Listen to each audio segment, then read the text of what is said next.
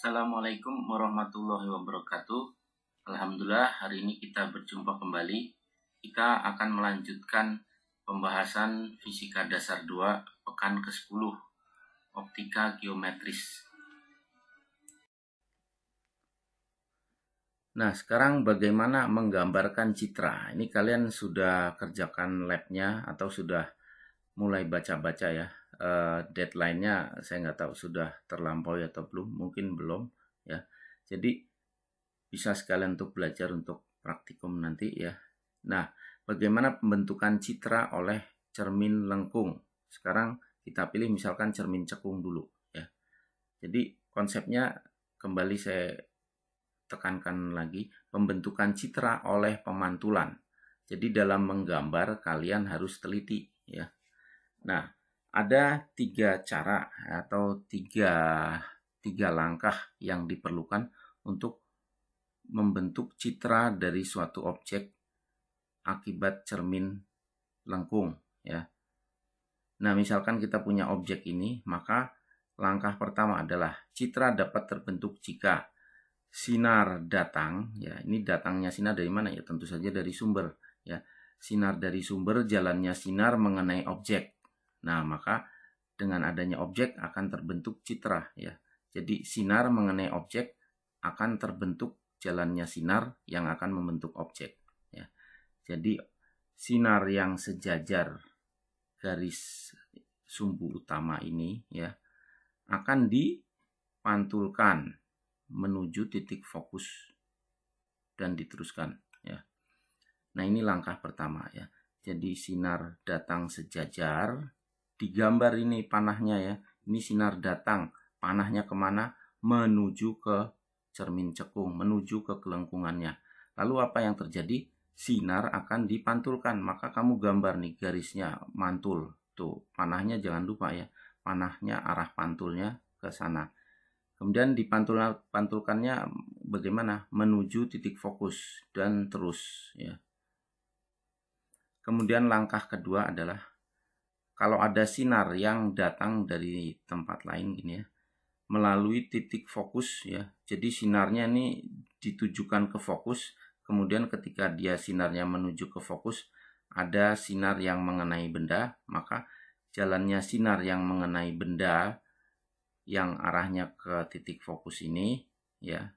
Ini ada panah sinar datang akan mengenai permukaan, lalu apa yang terjadi? Akan dipantulkan ya. Panah pantulannya harus digambar nih. Akan dipantulkan bagaimana? Sejajar sumbu utama ya. Jadi 1 2 nih kayak kebalikan. Kalau datangnya sejajar, pantulkannya ke fokus. Kalau datangnya menuju fokus, pantulkannya sejajar sumbu utama ya. Jadi 1 2 nih kebalikan aja ya, nggak usah dihafal ya, logik aja. Nah, kemudian yang ketiga lebih mudah lagi. Sinar yang melewati pusat kelengkungan ya, bukan jari-jari ya, tapi pusat kelengkungan. Jadi kamu harus gambar ini panah kecil merahnya tuh jangan lupa ya. Jadi sinar yang datang melewati pusat kelengkungan C ya, titik di mana kamu tempatkan jarum jangka kamu ya. Sinarnya ini, panahnya ini, kemudian dipantulkan, panahnya balik seperti ini. Jadi di sini kamu lihat 2 panah ketemu nih ya. Ada panah datang, ada panah balik ya. Maka dia akan balik lagi di jalur yang sama ya. Nah, hasil perpotongan dari ketiga langkah ini itu akan menentukan posisi citra akhir ya. Kemudian yang menarik di sini kamu lihat untuk cermin cekung ya. Ini pembentukan citranya dari tadi garisnya tuh solid line semua ya. Artinya garis tegas semua. Artinya apa? Ini semua penggambaran ada di depan cermin ya. Jadi ini dengan garis tegas semua. Ini artinya kita bermain di ruang nyata ya. Tidak ada garis putus-putus di sini ya. Jadi ingat, apapun di depan cermin real, nyata, positif digambarkan dengan garis tegas ya.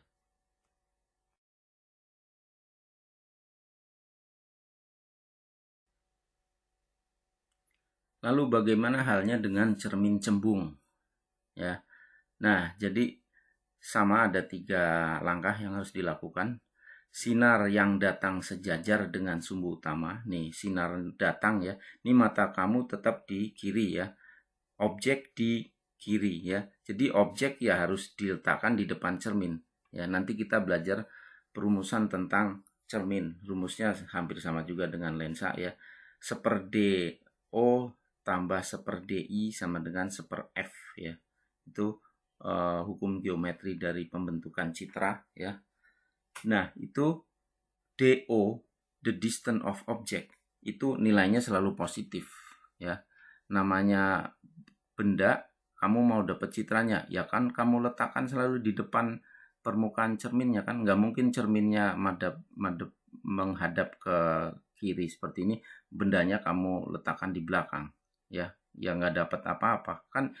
Permukaan yang membentuk citra yang ini, yang di depan ini kan ya. Jadi DO, distance of object, itu selalu positif, selalu di depan cermin ya. Kalau kamu letakkan di belakang cermin ya kamu nggak ngapa-ngapain, kamu tidak sedang berusaha membentuk citra dari suatu benda, orang kamu letakkan di tempat yang salah ya.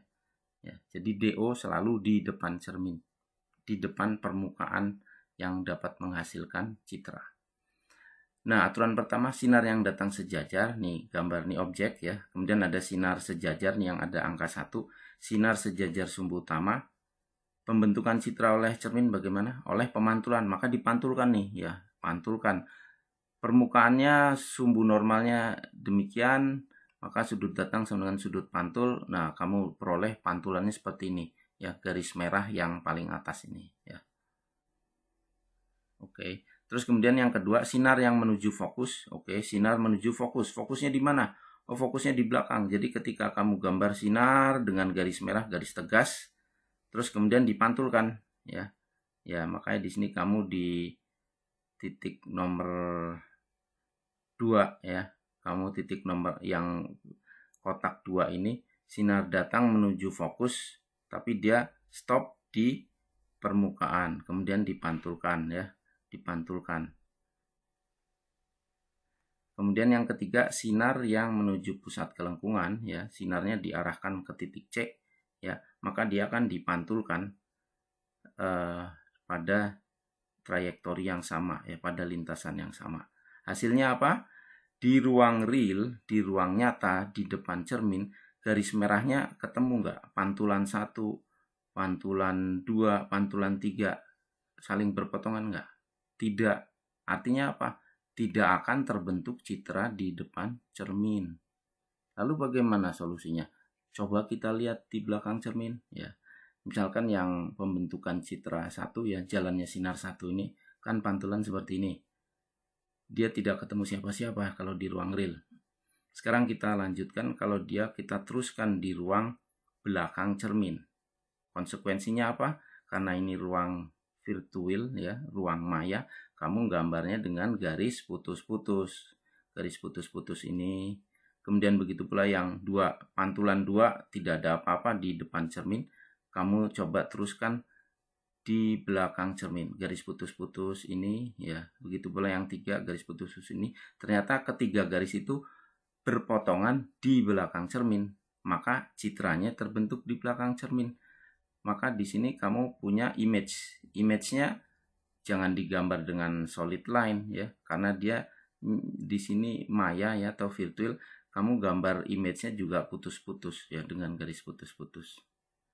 Itu pembentukan citra oleh cermin cembung ya.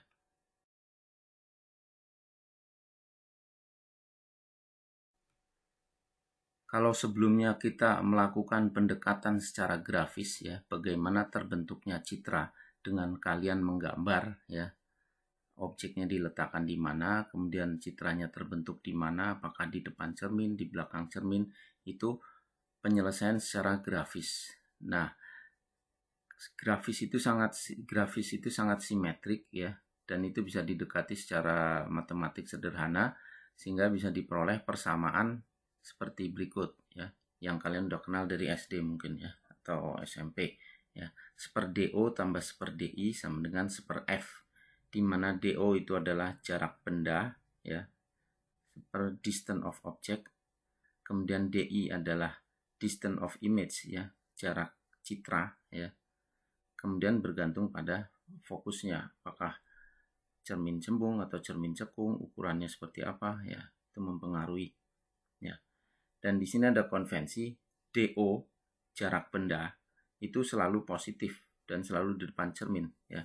Tidak mungkin kamu memiliki cermin cembung ya. Cermin cembung artinya kelengkungan keluar, matamu ada di sebelah kiri melihat kelengkungan keluar, terus kamu mau membentuk citra dari suatu benda, bendanya kamu letakkan di belakang cermin. Ya, nggak terbentuk apa-apa ya. Yang namanya mau membentuk citra, ya citranya diletakkan di depan cermin, maka DO nilainya selalu positif ya. Jadi kamu nggak usah menghafal, oh DO positif kalau di depan cermin, DO negatif kalau di belakang cermin, nggak perlu dihafal, itu logik aja. DO udah pasti positif ya. Karena kalau mau dapat citra suatu benda ya harus diletakkan di depan cermin ya. Nah, DI citra yang terbentuk itu bisa positif, bisa negatif ya, bisa di depan cermin atau bisa di belakang cermin. Tergantung juga bagaimana kamu menempatkan bendamu ya. Kemudian jenis cermin apa yang kamu pakai, cekung atau cembung ya. DI bisa positif, bisa negatif. Kemudian F jarak fokus, tadi sudah belajar. Untuk cermin cekung karena fokusnya letaknya di depan cermin, maka fokus untuk cermin cekung itu adalah positif. Fokus untuk cermin cembung karena fokusnya di belakang cermin, maka untuk cermin cembung fokusnya negatif. Kemudian ada magnifikasi atau perbesaran M ya. M itu bisa dilihat secara geometri adalah perbandingan antara DI per DO ya. Di sini ada tanda minus, kenapa ya? Ini untuk penunjukan orientasi ya. Jadi untuk sederhananya M sama dengan minus DI per DO ya. Nah, kalau citra yang terbentuk ternyata lebih kecil dari benda aslinya, maka yang terbentuk adalah the object is shrink ya. Artinya objeknya mengecil, mengkerut ya. Terlihat mengecil ya. Tapi kalau DI-nya lebih besar daripada DO, maka objek terlihat lebih besar. Kalau untuk cermin cekung secara umum ya, itu citra yang terbentuk nyata dan terbalik ya. Maka di sini diletakkan minus DI per DO. Karena DI-nya positif, DO-nya positif, biasanya untuk cermin cekung kebanyakan citranya seperti itu, DI positif, DO positif, maka hasilnya M-nya akan negatif ya. Artinya apa? Citra yang terbentuk terbalik dibandingkan orientasi benda awalnya. M kalau mau tahu nilainya aja, magnitude-nya aja, bisa juga dilihat dari perbandingan ketinggian. Tinggi benda awal berapa, H0, HO ya. Kemudian tinggi benda, tinggi citra yang terbentuk HI seperti apa. Nah, itu juga rasio itu menunjukkan perbesaran atau perkecilan suatu benda.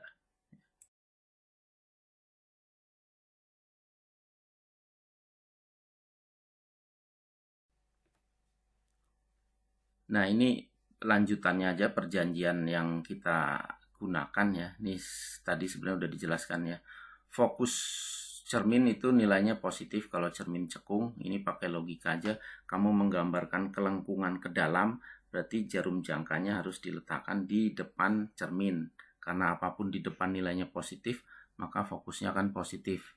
Kemudian untuk cermin cembung fokusnya negatif karena kenapa? Karena pusat kelengkungan untuk membentuk kelengkungan keluar seperti tadi, kamu harus letakkan jarum jangkanya di belakang cermin, maka fokus akan negatif untuk cermin cembung. DO, the distance of object, itu harus positif, tidak ada DO negatif ya. DO, distance of object, itu positif karena kita mau dapat citra suatu benda, ya bendanya harus diletakkan di depan cermin ya. Kemudian DI bisa positif kalau dia terbentuk citra di depan cermin. DI juga bisa negatif kalau terbentuk citra di belakang cermin. Kemudian dalam penggambaran, untuk garis putus-putus menandakan sinar maya ya, letaknya apapun di belakang cermin ya. Jadi apapun yang kamu gambar di belakang cermin ya, gunakan garis putus-putus. Itu menunjukkan sinar virtual atau sinar maya ya, ruang maya. Kemudian garis solid atau garis tegas itu digunakan di depan cermin, yaitu menunjukkan sinar nyata atau ruang nyata. Ya.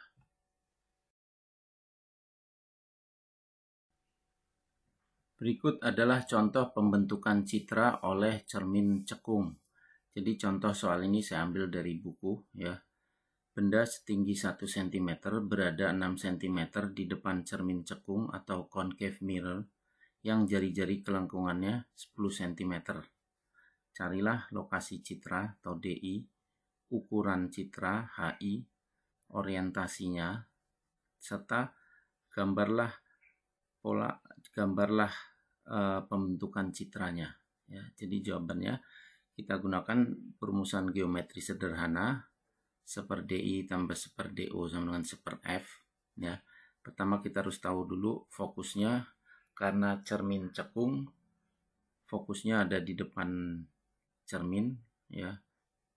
Besarnya adalah R per 2, jari-jari kelengkungan 10 bagi 2, 5 cm ya. Masukkan ke persamaan, kita selesaikan untuk DI, kita peroleh DI-nya 30 cm. Perbesarannya M sama dengan minus DI per DO atau minus 30 per 6 atau minus 5. Artinya perbesarannya 5 kali lipat, orientasinya negatif atau terbalik. Kemudian ukuran citranya, karena M juga bisa dinyatakan rasio tinggi citra dibagi rasio tinggi citra dibagi tinggi benda sesungguhnya ya, maka HI sama dengan M kali HO atau 5 kali 1 cm atau 5 cm.